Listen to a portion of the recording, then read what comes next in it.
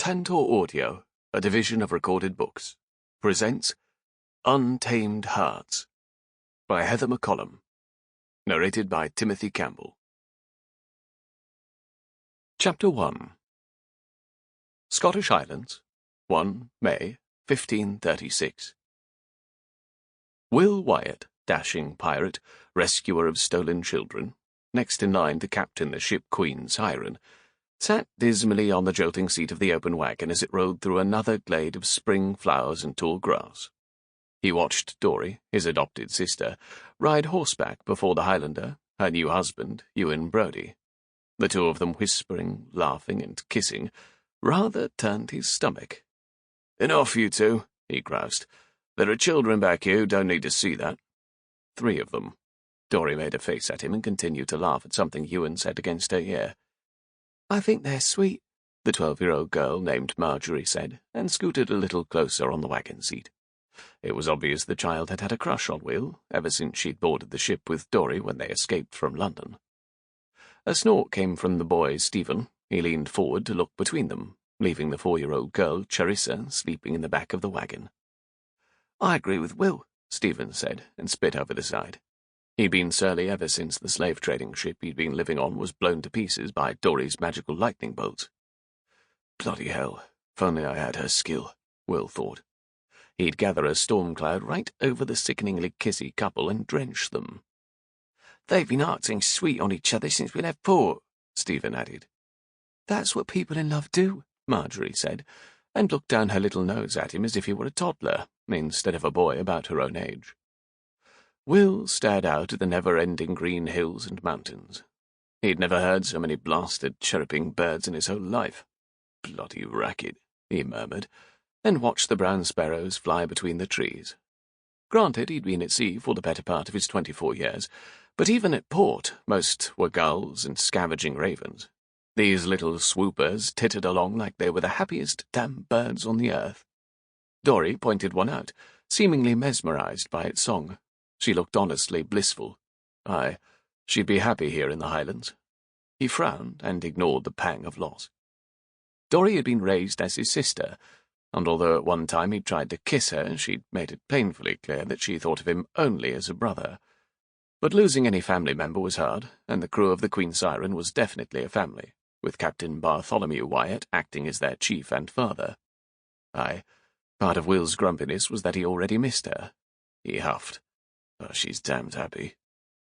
He'd rather have said his farewell back at the port along the Scottish coast, but Captain Bart had ordered him to lay low for a few months, since there was a substantial bounty on Will's head.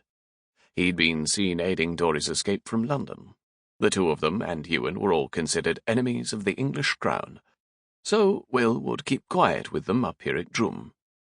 With King Henry VIII busy accusing his second queen of adultery and courting Jane Seymour, he wouldn't care enough about them to send troops to search. On the other hand, if Will stayed with the Queen Siren, he'd have to remain hidden on board at every port for a long while. Nay, it was best to take a little break from the sea. He inhaled fully and begrudgingly enjoyed the fragrant breeze. So sweet, free of the human waste and brine smell that infused every port. But still, it was hard to relax in such a foreign landscape. Who knew what lurked in the forest? He'd even heard that wolves roamed free in the Highlands. Sharks circling the hull he'd dealt with before, but wolves on the very ground he rode over? He'd have to ask Ewan the best part of the beast to hit to fell it. The tall pines and old-growth trees thinned, making it easier to slip between them, until a wide sunny stretch could be seen beyond. "Just ahead," Ewan yelled back, and pulled Dory into him. He pushed his horse into a run. Dory gave a little scream that tumbled into laughter as they tore through the trees out onto another moor. Marjorie strained to see between the thick trunks. "I see it, the Castle Drum." She was nearly bouncing off the seat. "Drum," the little one in the back echoed sleepily. "We're almost there," Stephen told her. Will concentrated on guiding the 2 shaggy horses they'd bought from a farmer at the coast, and broke out onto the moor. Life at sea hadn't taught him a thing about controlling the beasts. The sun slanted down between fast-moving clouds that bordered on grey. Ewan and Dory raced on their horse across the huge meadow, weaving in and out of yellow gorse bushes. A village spread out at the far end of the clearing, with a towering castle and 3 mountains behind it. God's balls! Will swore beneath his breath at the pristine majesty of it all, making Marjorie giggle. She still bounced in her seat as her head swivelled all around. They plodded out into the open, the horses picking their way around the low boulders and stepping over clumps of peat. Everything was huge. Immense sky, heaven-reaching peaks, and a wide open field like a sea of spring flowers. The castle, made of grey stone, looked formidable, built to weather the elements and the warring tribes of Scots. Yet the sprawling little village before it and the people moving about off to the side made the scene look like some fairy kingdom of old. "It's a fair, look!" Marjorie pointed as she stood, balancing in the seat. She squealed, "I've never been to a fair when I wasn't having to pick pockets." Will squinted against the bright sun that pierced down as the clouds blew off. Children chased each other across the field, and a tall mast stuck in the ground. Girls held ribbons and performed a dance around it. "It's a maypole!" Marjorie yelled. Will thought she'd jump off the wagon right there and start running to it. "What's a maypole?" Stephen asked. Will gripped Marjorie's hand and tugged her back down to the seat. "No falling off. We'll get there soon enough." As if sensing a finish line, the 2 horses trotted faster, jouncing the seats of the wagon so hard he nearly cracked his teeth. Marjorie turned in her seat. "A maypole is put up on May Day. The ladies and girls decorate it with ribbons and flowers. It's to welcome summer and pray for a bountiful year. It must be May 1st. "Sounds about right," Will said as they continued on. Far off to the right, several men stood around while one hit what looked like a small bull with a thin curved stick, sending it flying over the field. To the left stood 4 bales of hay stuck with arrows. An obviously pregnant woman let loose an arrow that pierced the target right in the centre. A hulking Scot, who looked very familiar, swooped her up and turned in a circle while she laughed. The others nearby cheered. Ewan and Dory had reached the celebrating couple and dismounted. Ewan kissed the woman and clapped the man on the back. Aye, it was Caden McBain, chief of the McBain clan, and Ewan's almost brother. The woman must be his expectant wife Meg, who was related by blood and magic to Dory. Will watched the 2 talk, and then the large-bellied woman pulled Dory into a hug. Will chuckled as Dory stiffened before she put her arms around Meg in return. Aye, coming here would be an adjustment for us almost sister. These people, this land. None of it was familiar. Most of the villagers seemed to be moving in Dory's direction, with Ewan getting knocked around in celebration. "I guess Ewan does have people who like him," he said. "Of course he does," Marjorie replied, and frowned at him. "Master Brodie's amazing." Will smiled at the defensive tone. "Aye, you and my sister definitely think so, though I've seen a lot of amazing things, little one." He decided to leave it at that, as most of the things he'd seen were nothing for a child to hear about. He pulled the wagon to a stop near the group. "Marjorie, Charissa, Stephen," Dory called. "Come down to meet Lady Meg. You too, Will." Will stood up, stretching to his full height, and let his gaze roam over the milling crowd. They looked cleaner than most, which didn't mean much, as most of the people he saw lived rather poorly in ports at Tortuga and Port Royal. And there were quite a number of sweet-looking ladies, but just as many frowning papas. All the men wore the Scots kilt. He jumped down from the wagon and walked up to shake Caden's hand. This warrior was as strong as Ewan, but with a grimmer countenance. Caden nodded to him and glanced at the pregnant, smiling lady beside him. "My wife." Will nodded to her. "Nice to meet you, my lady." "Meg, please, just Meg, and welcome to our little May Day festival." She looked at Ewan. "What a perfect time for you to arrive. There's food and games." She looked at the children. "I'm sorry. Are you all too tired?" "Nay," Marjorie yelled, and then lowered her voice. "I think a festival would be wonderful." A rumble of a laugh came from Caden. "Well then, feel free to wander. Just stay within the clearing. You don't want to get lost in the forest." He jerked his head behind him to indicate 3 looming mountains. Will noticed Stephen studying them and moved over to the boy.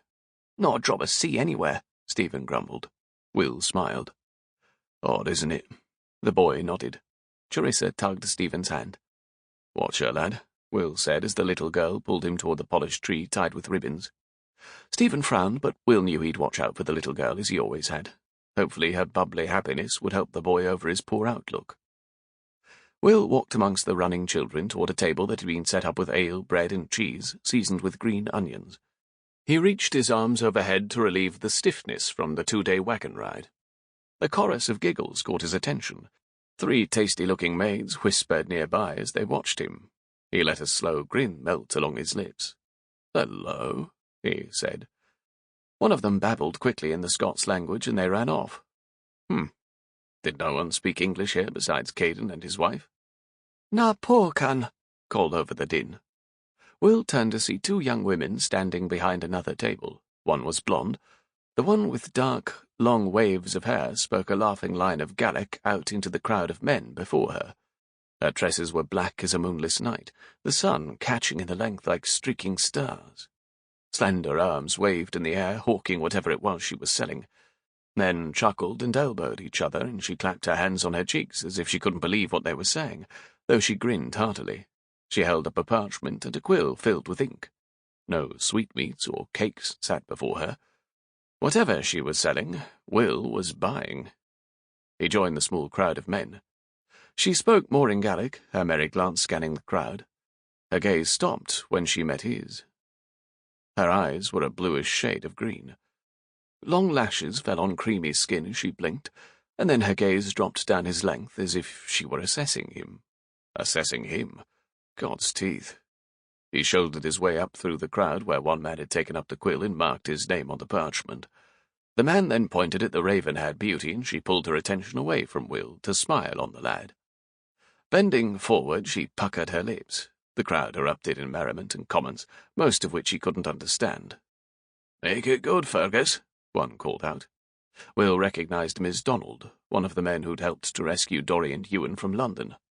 "No kissing, Anne," Donald shouted, and the girl with the lighter hair frowned at him while the crowd booed. The man named Fergus bent in and kissed Green Eyes right on the lips for a good count of 5, though there didn't seem to be much heat in it. The group cheered, and another man jumped up to sign his name on the sheet. She straightened and smiled right at Will. "A kiss for a day of work," she said in accented English. He liked the way her lips smiled on the S, drawing out the last part of kiss, like a soft hiss. "To help remake a house for the orphans." She let her gaze fall out over the crowd, as the man who'd signed last kissed the other girl, and the waiting men cheered. "A good cause," she said in English, and then switched to Gaelic. Her eyes strayed back over to Will. "All strong lads wanted, just 1 day's work for a sweet kiss." "Since I can't kiss my sister," Donald yelled, "I'll take a sweet kiss from ye, Jonet." He stepped up and inked the parchment. "I plan to help you with the orphanage anyway." He winked at her and leaned in for a kiss. She pulled back after the crowd counted to 5. Donald grabbed the quill and signed his name again, his cheeks flushing. "I'll take another of those." "No hugging Jonet," Anne said next to her, and took her friend's place to produce a turned cheek for her brother to kiss, much to the amusement of the watchers. Will grinned at Donald's exaggerated smooch on his sister's cheek, and then one on her forehead. "That'll be 2 more days of work, Donald," she called when he backed up. "A total of 3. He threw his hands up in defeat and moved away. The line to sign the parchment was 10 deep, and Will got into the back of it. Donald shook his hand and introduced him to several sturdy-looking men with impressive scars. They seemed likable enough and spoke fairly understandable English. He stepped forward as the line moved, his gaze straying back to the girl named Jonet. His breath caught as he connected with those eyes, again looking right at him. She whispered something to her friend without breaking the connection, and the blonde followed her gaze. Will let a slow grin roll onto his face, one that made the wench's import practically melt at his feet. A subtle blush came to Jonet's cheeks, and she looked down to answer the smile of the next lad in front of her. Will frowned, suddenly wanting to punch the fool lad who kissed her soundly. 3 remained in line before him. He watched Jonet as she took a sip off her mug and chewed a bit of mint. A man rattled off a cutting phrase in Gaelic, and the last lad kissing her turned bright red. The devil, he needed to learn this language. He already knew French and Latin and a few words from some of the islands in the Caribbean, but he'd never even thought to learn the Scots Gaelic. Jonet kept her gaze away from him until he stepped up. Instead of grabbing the quill, he fished around in the leather bag he had strapped across his chest. He lobbed the pure gold sovereign into the air with a flick of his thumb. It cracked starkly against the wooden table, and spun on its end, whirling. "What can I get for this?" he asked softly, his voice a low rumble meant to coax a rush of heat through a woman. The gold coin wobbled and finally flattened. She pinkened but held her saucy grin. "Just trading for kisses?" He was already close enough to smell the early spring flowers in the wreath on her glossy hair. "Then I'm trading for a kiss," he said low. He'd kissed 100 women, knew just how to touch, how to stroke. She'd likely swoon from his talent. Will closed the distance over the narrow table. He slid his hand through the heavy mass of ebony to gently hold her nape, as his lips met hers. Mint and warmth and sweet, sweet woman. With a nudge, he slanted her face so that they slid against each other, deepening the kiss. She made a small mewing sound in the back of her throat and opened her lips a crack. It was all he needed. Will's strategic assault escalated as he tentatively tasted her mouth with his tongue. Would she flee? Instead, the woman opened more, inviting him in, touching him, returning the erotic kiss. Sultry heat coursed through him like flowing fire. The world disappeared as a whirlpool of sensation flooded him. He hauled her closer until she moulded against his chest, and still they kissed. Her curves pressed against his hard torso. He could feel her warmth through the thin linen of his partly unlaced shirt. The hoots from behind him were lost in the sound of his own blood rushing in his ears. He was only half aware of the lighter-haired girl tugging on Jonet, and slowly, as if gliding up through warm summer water off an island coast, Will surfaced and broke the kiss. He held her there, so close their noses touched. Her breath came shallow, as if she'd run a race, and he fought to smooth his own ragged inhale. Hell. Or rather, heaven. One finger at a time he disentangled his hold on her soft nape. When he looked down, he realized that she sat upon the table. Had he dragged her across? He backed up as she wet her lips, her mouth open, and he almost dove back in for another taste. But as if she suddenly realized where she was, she slid quickly off the barrier once again between them. She cleared her throat, her gaze dropping as she scooped up the gold coin. "'Twill buy quite a few boots for the children." She nodded in thanks, and it disappeared into her pocket. Will waited for her to look up, to meet his eyes. Had he scared her? "I'm Will," he said, and felt the man behind him try to move past. Will held his ground, and the man cut over to Anne. "Will Wyatt." It worked. She had to meet his gaze in order to pretend the kiss hadn't affected her. In a spine-straightening inhale, she lifted her bright green eyes, connecting with him. His breath hitched at the rich beauty before him. Golden fire radiated out from within the green. She blinked and tilted her head. "Well, Will Wyatt, if you want another kiss, you'll have to pledge a day's work at the orphan's home." Her saucy smile resurfaced. Should he toss out another sovereign? Nay, kissing her out here before a hooting crowd wasn't enough. He would have more. He leaned in and noticed she held her breath, even though she kept the mask of a smile. His lips brushed her ear. "What do I have to pledge to get you to swive with me?" Her inhale bordered on an outraged gasp as she straightened away. He didn't retreat, just met her wide eyes with laughing ones of his own. What type of metal was she made of? He doubted she was a whore, though she was trading kisses to a multitude of men. An orphan's home certainly sounded like a worthy reason. His smile expanded as he waited for an answer, and slowly her lips relaxed into a grin. "A lifetime of servitude, Will Wyatt," she said, her tone even, one eyebrow raised. "That's all." Will chuckled and slapped his hand down on the table. "Ah, you have it." Jonet started laughing and called out loudly, "Oh, someone fetch Father Daughtry. Will Wyatt has just asked me to wed." Chapter 2. Jonet Montgomery grinned at the dark-haired, strikingly handsome stranger, even though her heart pandered out a beat faster than the steps of the sword dance. Will Wyatt? Who was he? He was taller than most of the Droom warriors and just as sculpted from what she could easily see through his thin linen shirt, left undone at the top to show an enticing V of tanned skin. His features were strong and finely chiseled. A scar along one side of his jaw and a bump to show a one-time broken nose boasted a warrior's life. He was roguishly more handsome than most, and possessed a quality that none of the Droom warriors had. He knew nothing of her past. She shook her head and laughed at his wide blue eyes. After his outrageous proposition, he deserved to be a little frightened of the consequences, and she could only imagine one thing that would worry such a fearsome warrior: the swaying noose of marriage. "Is that what Eric needs to do to get you before the priest, Jonet? Get up there, lad, and give her another kiss," Donald yelled out. But Jonet kept her attention on the intense gaze of the stranger. It wasn't a staring contest, but she felt almost tethered to his look, curious as to what shocking thing he might do next. The kiss had been scandalous enough, all hot and wet and slanting, and right there before the crowd. Thank the good Lord he'd kept his proposal close to her ear. He opened his sensuous mouth to say something, but then closed it again. A laugh bubbled from her lips. Had she punished him enough? Aye, perhaps. She winked at him and turned away to greet the next man in line. Luckily, the blemish-pocked young lad just gave her a peck. But next up was Eric. "Aye, give a dream warrior another chance, lass," a friend of Eric's called. The man switched to Gaelic. "No kisses for those who didn't belong here." The man glanced at the pirate and crossed his arms over his broad chest. Eric grunted and heartily agreed. Jonet hid her sigh in what she hoped was a kind smile. Poor Eric had asked her to wed with him just a fortnight ago, and she'd turned him down. She'd been married once when she was a maid of 16. Machar had been much older than she, and died during a raid the following year.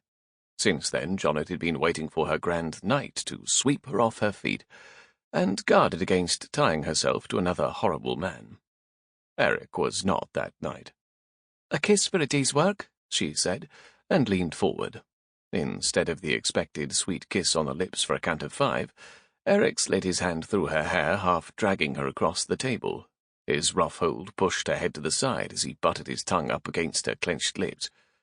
Jonet grabbed his wrists and tried to wrench away, though she couldn't move. She would have kicked him if she'd been before him instead of lying halfway across the table. With an abrupt yank, Eric broke the attack. Jonet cursed and pulled her hair out of her face in time to see Eric hit the ground on his arse so hard he flipped backward to land stomach down amongst the tall grass. Jonet held her breath and a hand across her mouth. Will stood beside the table, his hands in fists by his sides. The crowd stood quiet for several heartbeats as Eric pushed up onto his knees. Will swiveled to look into the hard eyes of the Droom men. "Where I come from, if a woman pulls back, you let her go." Hugh, captain of the guard, lifted Eric from the ground. "What goes on here?" he asked in Gaelic. Will looked at him but didn't respond with words, though his hand moved to the curved sword strapped to his side. "Eric was given the wrong impression," Jonet answered in English, and glanced at Will, the one responsible for the wrong impression. "That signing up for a day's worth of work on the orphan's home gave him permission to ravish my mouth." She scrunched her face at Eric, even though he was busy trying to glare a hole through Will. "You'll kiss a stranger like you're topping him," Eric defended, "but not one of your clan.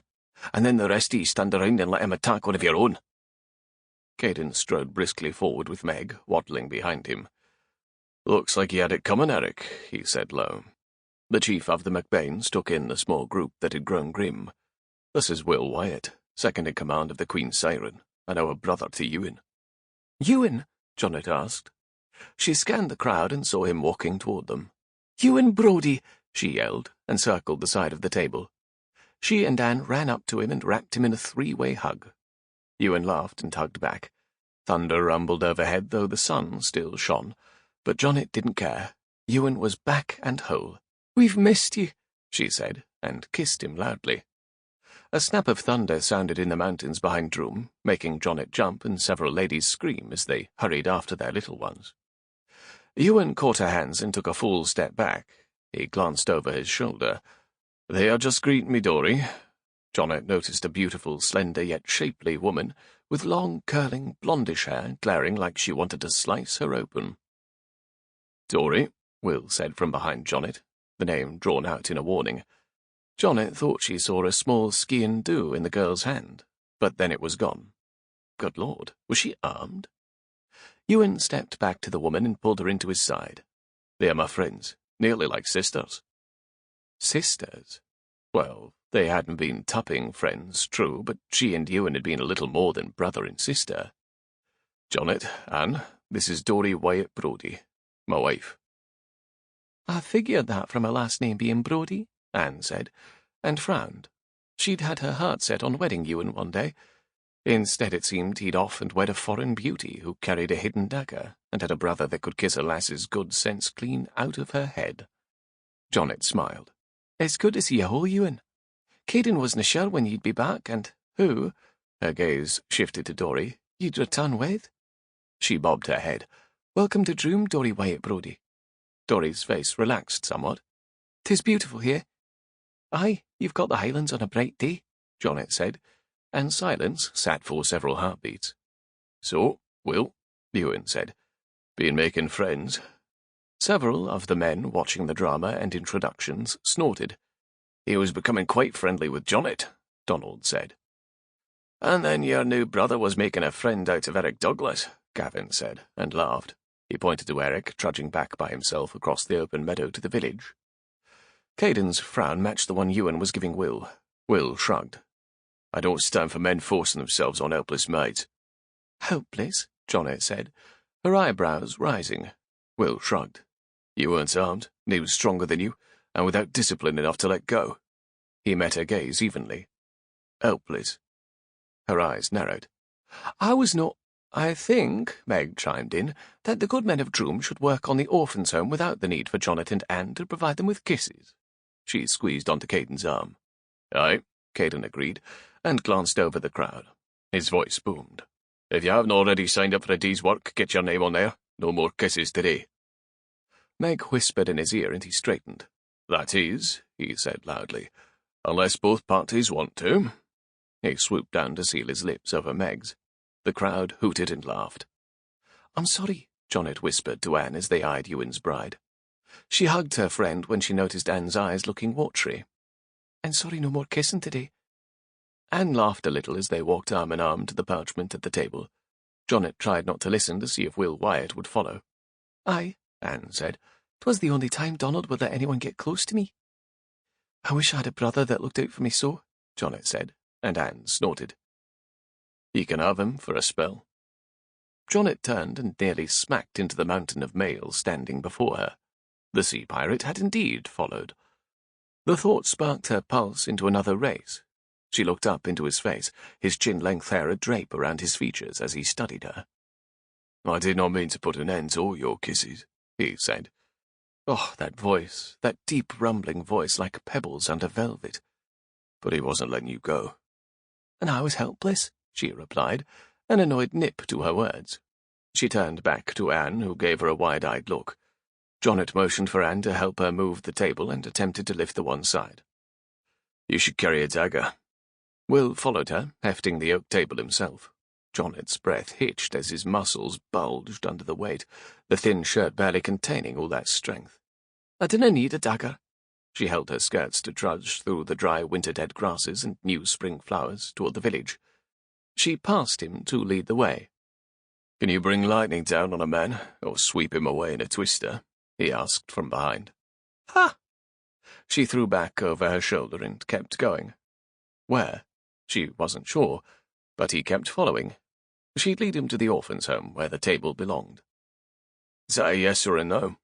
His tone was serious. Lord, how he teased. She turned around to pierce him with her gaze. Of course na. But those lads there wouldn't have let any real harm come to me. I didn't need to carry a dagger around here. Droom is my home. They weren't jumping in fast enough, he said. Jonet frowned and veered to the right, down a path toward the far outskirts of the village that faced the moor. She could hear his footfalls behind her. Oh, he was actually keeping up, even with the heavy oak table under his arm. 'Tis dangerous for a girl to put her trust in a group of men to protect her, he continued, quite insistent about the point. You should be able to defend yourself. Jonet pushed open the door to the large two-roomed cottage that had been vacated nearly 20 years ago. She'd cleaned out all the musty rushes and broken furniture, but there was still much to be done, starting with the leaky roof. She pointed to a spot under a window where the table belonged. He set it down and turned as if to leave. Jonet heard the door click shut. She pivoted and caught her breath. Will leaned against the only exit, looking even larger in the nearly empty room. The flutter in her stomach wasn't fear, exactly. She wet her lips where his gaze seemed to fasten. You could find yourself in jeopardy, he said low. She swallowed. From ye? Her gaze flitted to the shutter. Sample complete. Ready to continue?